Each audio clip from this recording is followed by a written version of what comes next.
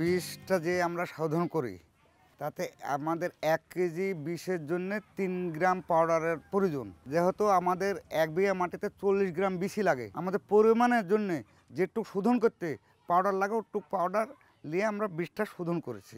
এরপর দিয়ে আমরা বেডে যে চারবো, সেখানে একটা পানি ঝর্ণা দিয়ে সেখানে আমরা দিয়ে দেবো।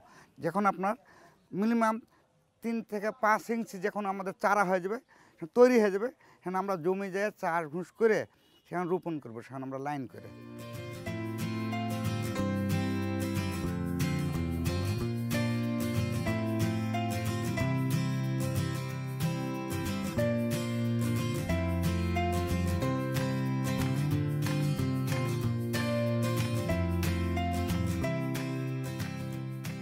জমির আগাছা সাফ করলাম, ডুগা কাটলাম, মরা লাল পাতা যেগুলেন সেগুলেন কেটে দিলাম।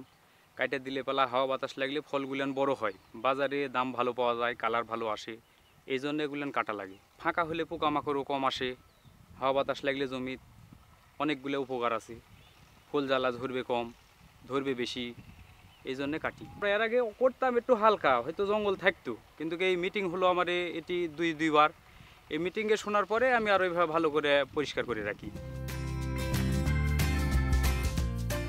সেক্স ফেরোমন ফাঁদ জনপ্রিয়করণ, বালাইনাশকের নিরাপদ ব্যবহার, জৈব সারের বহুল ব্যবহার, এসব কর্মসূচির মাধ্যমে আমরা গ্যাপ অনুসরণের চেষ্টা করছি।